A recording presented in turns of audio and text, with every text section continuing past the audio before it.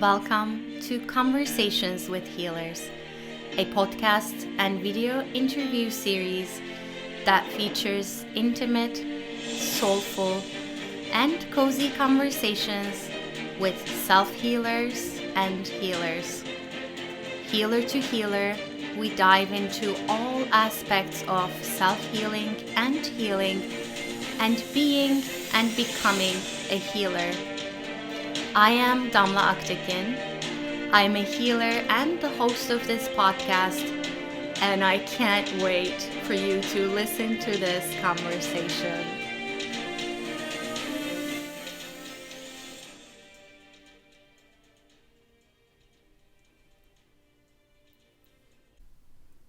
If you are new to this podcast, please take a moment to subscribe so that you can be aware of new episodes.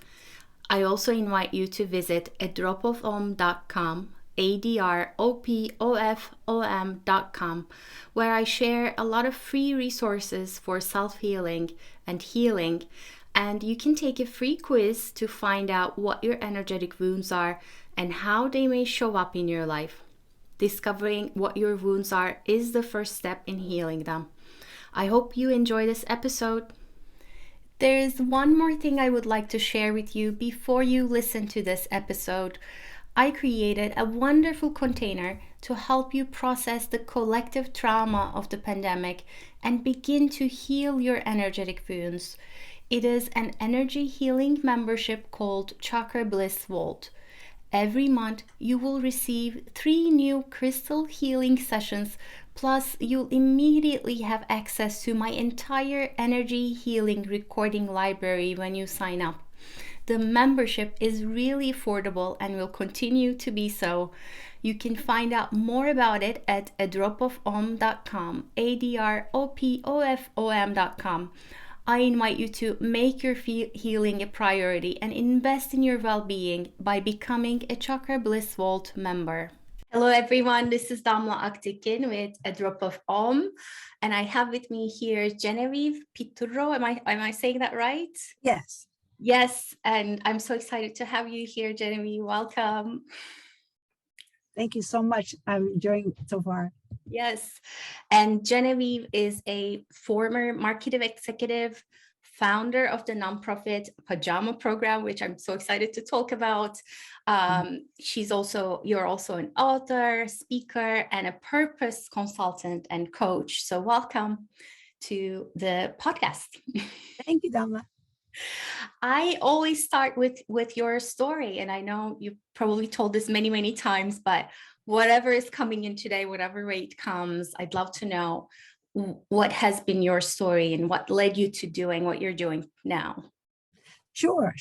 Well, I never thought I would start a nonprofit because I wanted to work in the corporate world.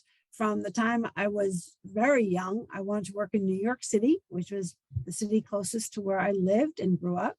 And I wanted to work in television, the entertainment business. And that's the job I was looking for. And that's the job I got. And I loved it. I really did. It was 12 years of a lot of excitement and a lot of travel and a lot of friends and a big social life. And it was just a very fast-paced daily life. You know, I was a workaholic and I was single, but that's the way I wanted it. Until one afternoon in my apartment, I all of a sudden heard this voice come from here. And it was a whisper, but I could hear it. And it asked me a question. And it said, if this is the next 30 years of your life, is this enough? And I was shocked. I was really shocked to hear that. And more shockingly, I knew the answer was no. All of a sudden, I realized that it was sort of an empty life, even though it was filled with busyness. It didn't hold anything rich or anything substantial or anything meaningful. And I realized that I just missed having, a family, and the way I'd grown up was very traditional. And maybe that's why I wanted something different. But I realized maybe there was something I missed about, having a full family. I was the first of 4. I had 3 brothers and sisters and parents and dogs and cats, a real, house full. And I realized that I might be alone my whole life, and it wasn't good enough. So I thought about bringing children into my life. And I immediately thought of all those children who the police and social workers brought to emergency shelters because they were harmed by the people who were supposed to take care of them. And I called to see if I could go and visit or read to the children at night. And they said I could read to the children at night. So I went to the first one, and I sat on the floor in this very simple shelter. There weren't a lot of comforts. There weren't chairs for adults. In the one room they brought me to, I sat on the floor, waited for the children, and the children came in and they sat on the floor with me, and I read them stories. And here I am in my business suit, right? Not knowing what to expect, but having this amazing connection with these little kids who I could see had been through some trauma. And they looked at me, and I just felt so comforted by them. And I was thinking, I'm supposed to be comforting them. And what can I do for them? And they were looking at me like, how can you help us? And I just didn't ever want to leave. I just felt so connected to them. And of course I left, but I kept coming back. And there were always different children, because circumstances were that these children were then processed and they were found a place safe to stay for a while. And, then the judge gets involved in all of that. So time and again, I went to visit and read with these children. And one night I saw they were going to sleep in the clothes they were wearing, which very often were dirty and they didn't fit right. And I thought, how can they possibly rest and sleep in those clothes? And I asked if I could bring some pajamas. And I brought pajamas the next time because the staff thought that would be nice. And I gave the children some pajamas after I read to them, except there was a little girl who didn't want them. And she was really afraid of me. She was afraid to take anything from me. And I kept trying gently. She kept just shaking her head, no, no. And finally, the other kids had theirs. They went into that room to go to sleep. And I went over to her before she went into that room. And I tried one more time. And I said, honey, don't you want your pajamas? They're so soft. And she looked at me and she just whispered, what are pajamas? And that really just rocked my world. At first I couldn't believe she'd asked me what are pajamas, but that's what she asked me. And I had to explain to her what pajamas are and that you wear them to sleep. And she finally took them and put them on. And then she gave me this little smile. And it was just like a shock. And it really changed everything in my heart, in my head. And I didn't have any interest in continuing the way I was going in a corporate world. So, I just did what I could to bring pajamas, and slowly, I knew that I was going to leave my job. I knew I didn't have a safety net, but I jumped. And 22 years later, and a great husband, and so many supporters. Pajama Program is national. We have 63 chapters around the U.S., and we've provided more than 7 million pajamas and books to these children.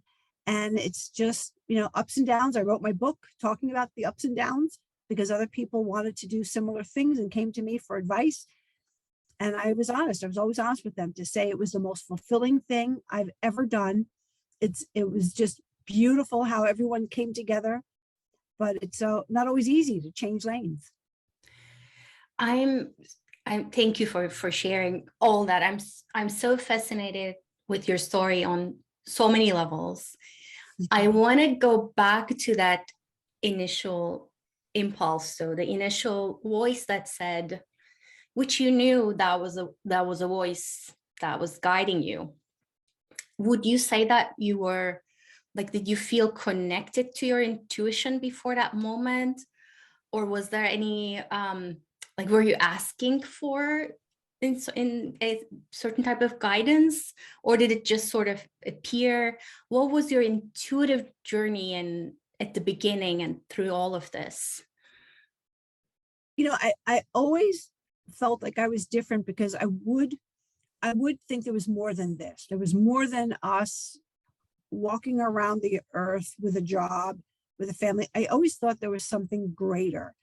And I always knew some people were gifted, and that they had, what I later learned is the word purpose.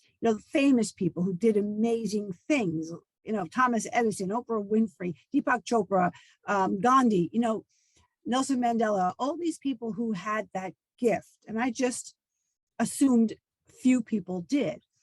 But when I heard that voice, I knew it was real. And I wondered if it had happened before and I didn't pay attention, if my life was so busy and loud that I hadn't heard it. Once I heard it, I wasn't afraid. I was intrigued because I said, okay, there's got to be more where that came from. And I started to listen. And that's when I met the man that I did marry. And he said, listen to it and ask it for more advice. If you're going around with these pajamas and bringing them to the children, see if there's more to this, just ask. And I did. I started to trust that voice and ask it. And I would hear phrases. I would see, things in my mind that would indicate next step. And I learned to trust it. And meditation and, vision boards and visualization, everything started to come from the inside and not from the outside. I love that. And it's reminding me of my story. And my story is I knew I had it, but I hadn't paid attention to it, as you were saying, until I had a huge health crisis, becoming a mom and losing touch with myself. And then there was the particular question I asked was, okay, here I am. I would like to be doing light service in a way that delights me. And I always tell people at that point, it could have been, I used to be in the corporate world too, as a consultant. It could have been that I would have sent back to the corporate world. It could have been, and I used to teach yoga. It could have been, I would continue teaching yoga, but I ended up finding myself with crystals and healing and the energy world. But what I am wanting to focus on with you is pajama. That the moment I found you online and I saw the word pajamas, it's just such a warm, beautiful word. But in what you brought to life, like pajamas aren't just pajamas. What are pajamas?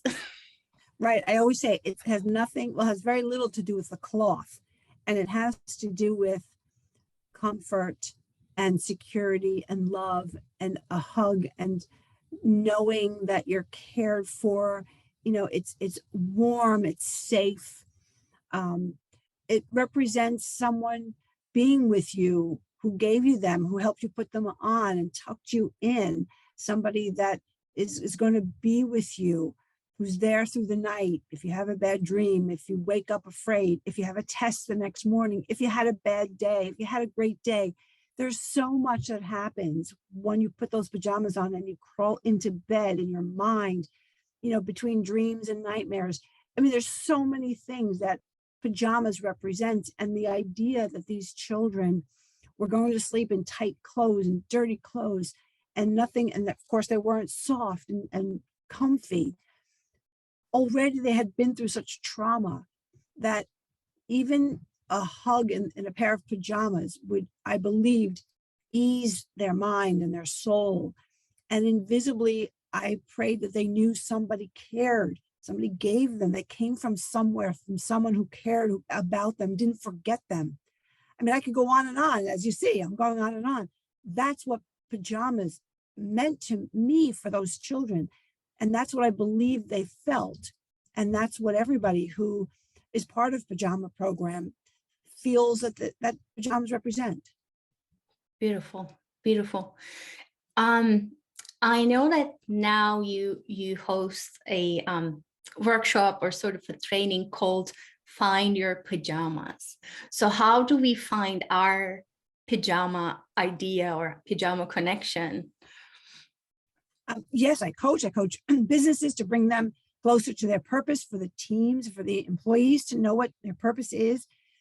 And I do speak on it as well. Well, if somebody wants to find their purpose, if they haven't discovered it yet, I do an exercise with them. And it starts off with 90 minutes of quiet time for the person and a cup of green tea, a glass of wine, cookies, whatever, but some very quiet time and writing with a pen and paper, not a computer, no typing, just a hand, hand tool and paper. And I ask a lot of questions and I have them write a lot of things down that they wonder why I'm having them write this down or that down. But we slowly start narrowing in what they love to do and why they're not doing it. A lot of the reasons why they're not doing it are invalid.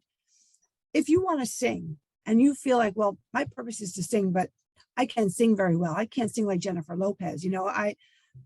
That's not the only way that purpose can be voiced, so to speak. There's so many ways to use your singing or your talent, which is your purpose to share with the world, that doesn't have to involve a full-time career with it. And a lot of these people put it on the back burner, thinking if I can't sing like Jennifer Lopez and I can't make a living, then there's nothing I can do with it except see it back there every time I look. And that's sad. So I work with them to either make a jump, make a switch, and slowly get that purpose out there in a job, or to slide it into their lives in a meaningful way that's there all the time, even if it's an hour a week, even if it's an hour a day. Bring it into your life. It changes everything.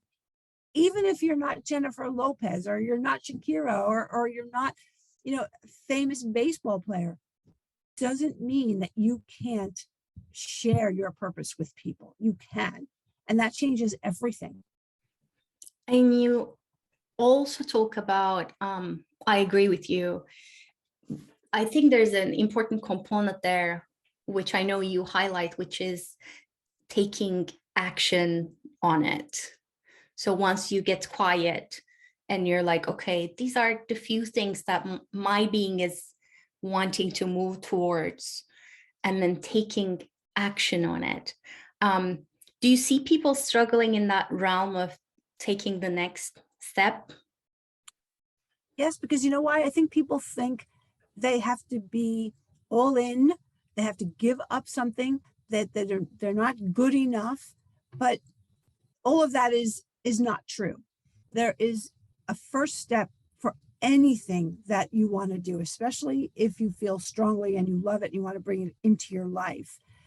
Anything from taking a lesson, taking a class, spending a day with someone who is immersed in that world, sharing in it, reading about it, looking it up. I'm depending on what it is, usually I can rattle off, 20, 25 things that they haven't thought about that brings it into their world. And then when we start opening up the possibilities, they even say, oh, I know somebody who does this. Oh, I can ask them if I can spend, a day or an hour or go with them somewhere. And there are so many things. And I think we're just afraid that if we're not the best, if we're not good enough, that what's the use? And that's not true. Yes. Yeah, I hear it. And the way I see that in my work as a healer is in terms of not necessarily as in the lens of purpose, but in the lens of healing, taking that first step, moving towards something that feels good. But what I'm sensing and hearing from you is that moving towards that purpose is also healing.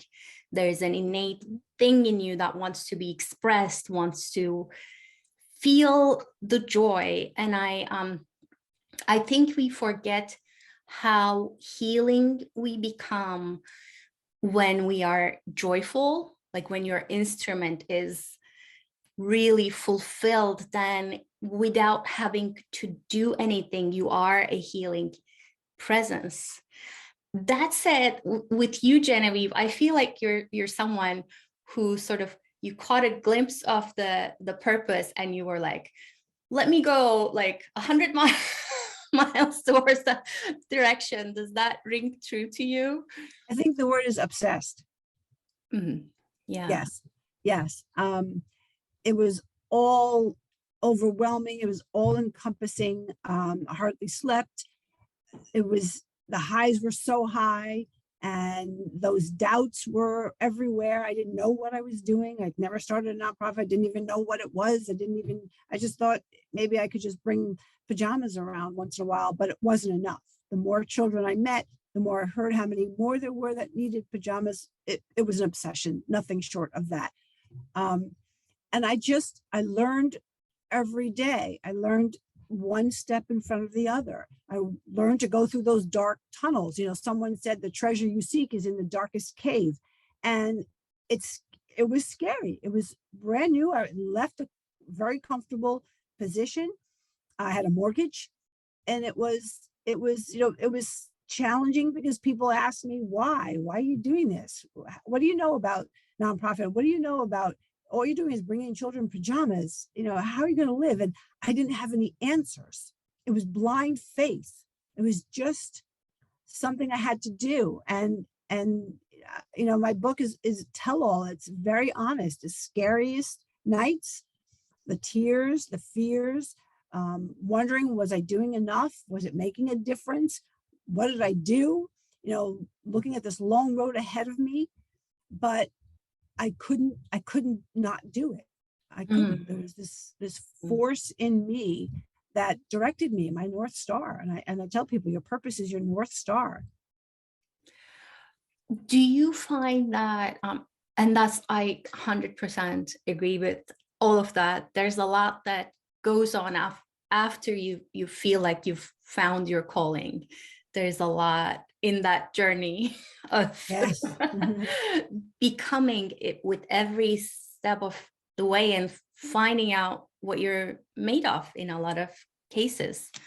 Do you find though, when you're now working with people who are feeling like they haven't yet stepped their purpose, would you do it again the way you did it?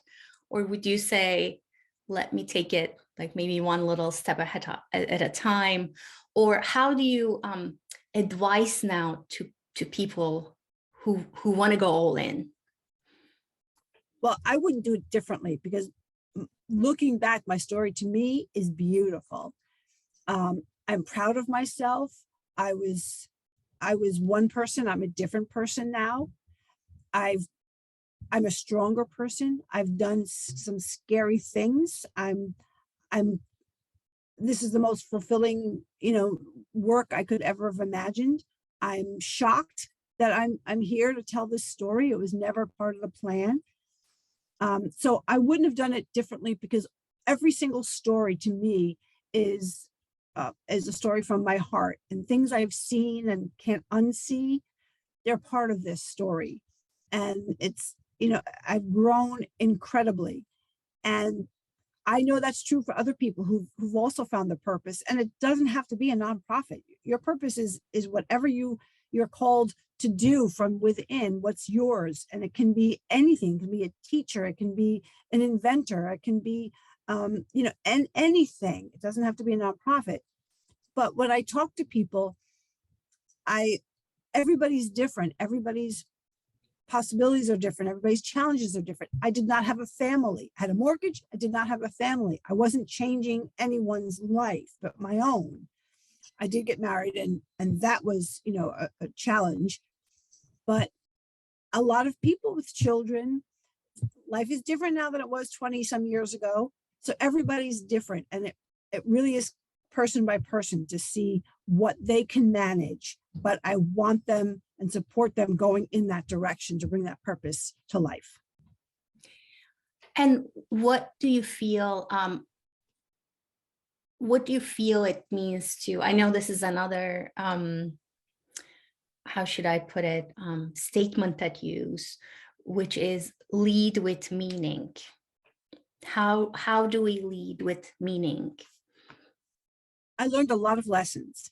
And the biggest lesson that I learned, because even before I started Pajama Program, I've heard what we all hear, when there's somebody who's changed the world, wow, the power of one, right? One person had an idea, and look, that person changed the world and made, everything better.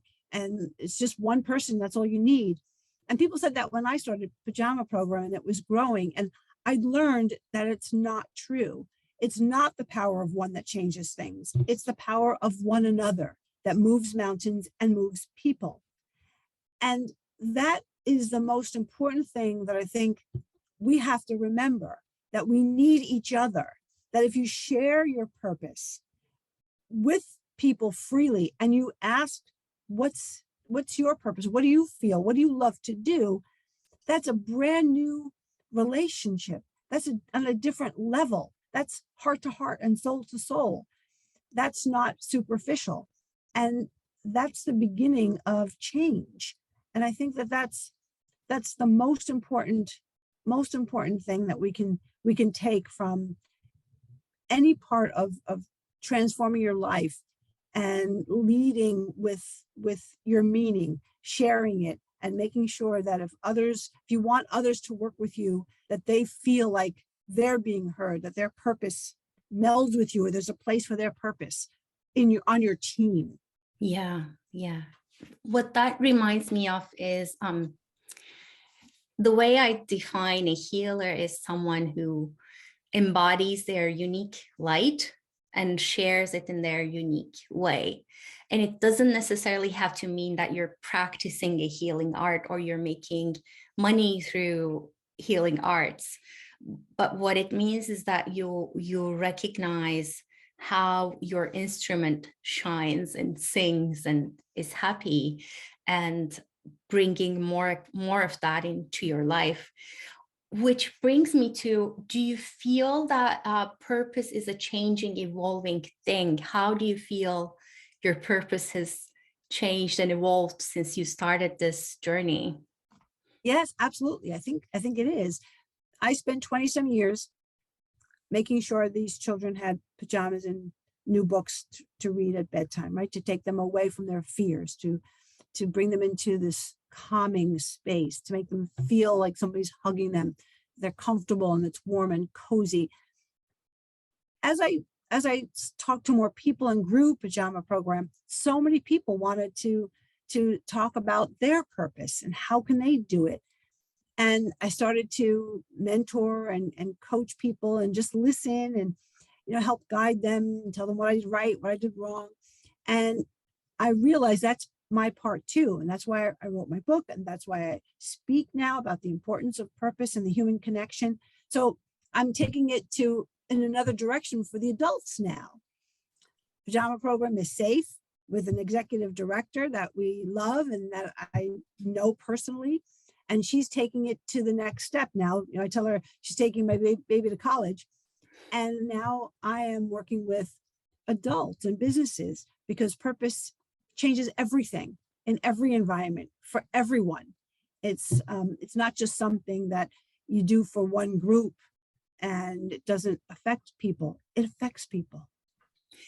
What are you learning now, Genevieve, with this iteration of your purpose? What are you learning personally and in your work right now?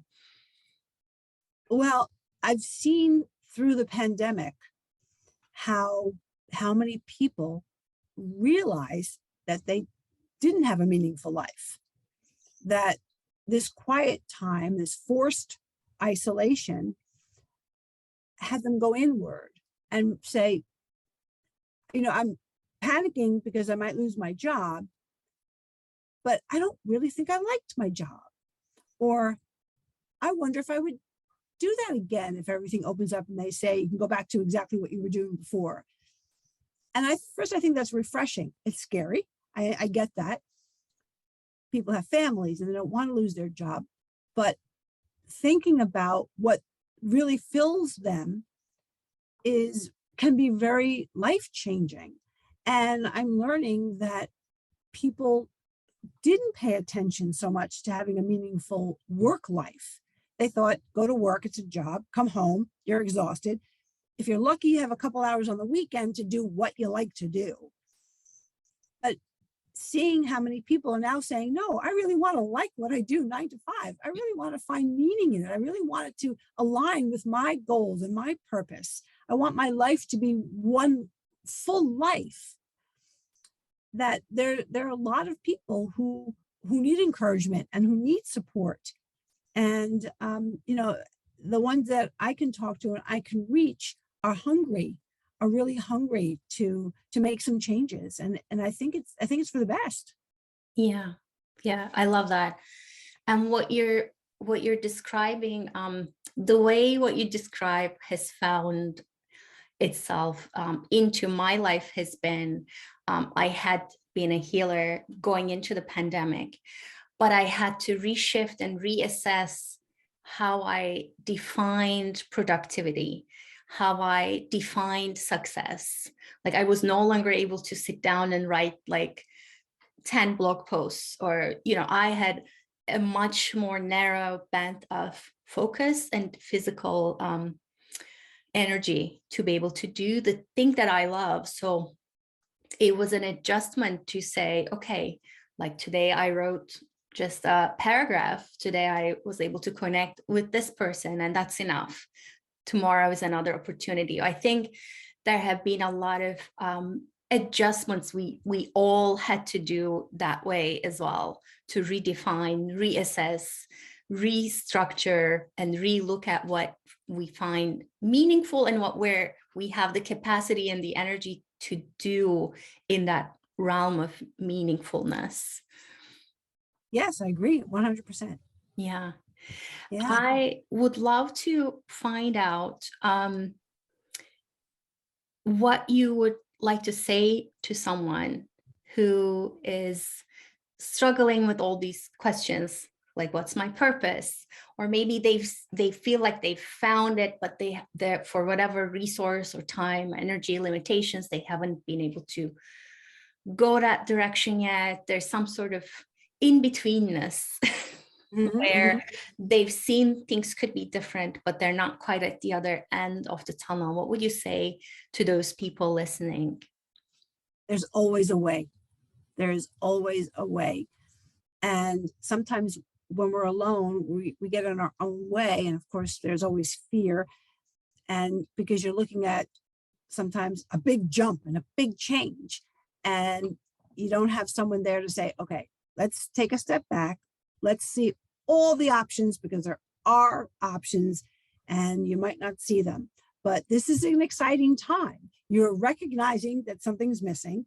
You are really desiring to bring it into your life.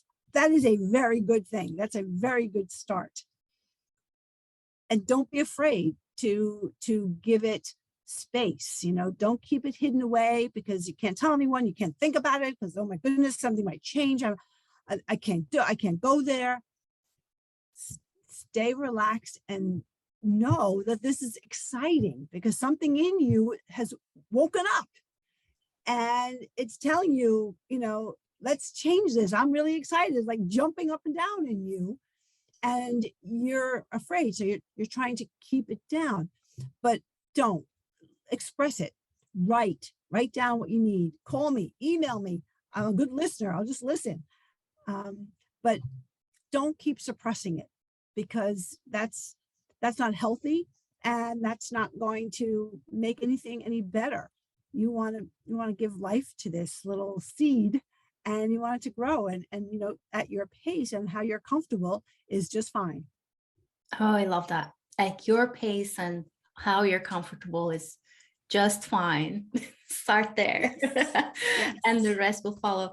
Genevieve, thank you so much. How can our listeners find out more about you and your book and the beautiful work that you do? Oh, thank you.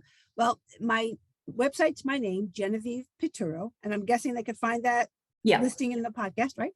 And then you can contact me from my website. It's jen@genevievepiturro.com. And my book is Purpose, Passion, and Pajamas. It's on Amazon and everywhere you buy books. And I welcome calls and emails. And like I said, I'm a good listener. Thank you so much. And you've also very generously offered one free 45-minute Find Your Purpose coaching session. And I'm going to include the directions on how to be considered for that. I have to say, though, the first time I found out about you, I listened to some of your, I listened to your TED Talk. I think I will include that as well. I was crying the entire time. I was like, this, This is strange TED Talk in the pandemic. it's wonderful because it was so anyway, there was so much in it. I hope that people go ahead and listen to that as well as your Oprah interview. And thank you for being an inspiration, and thank you for embodying your unique light, your unique way. Thank you. Well, thank you for giving us the space to do that, Damla. Thank you. Thank you so much for tuning in and listening to Conversations with Healers. If this episode spoke to you in any way, please leave a review or comment, like or love it, and share it with others in your life. This is a true soul love project from my heart to yours. I really appreciate your help in spreading the word. If you haven't already, don't forget to subscribe and check out other episodes to listen to some extraordinary healing stories and advice. Have a beautiful and wonderful day.